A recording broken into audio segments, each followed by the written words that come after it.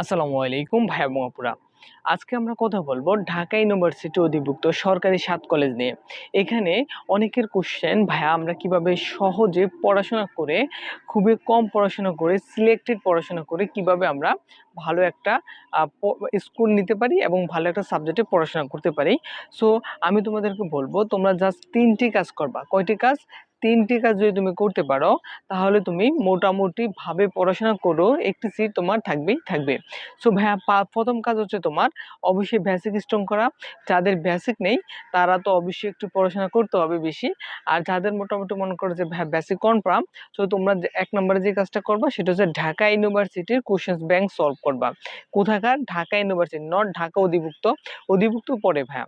আগে হচ্ছে তোমার ঢাকা ইউনিভার্সিটির last ১০ years, minimum 10 years question solve করবা।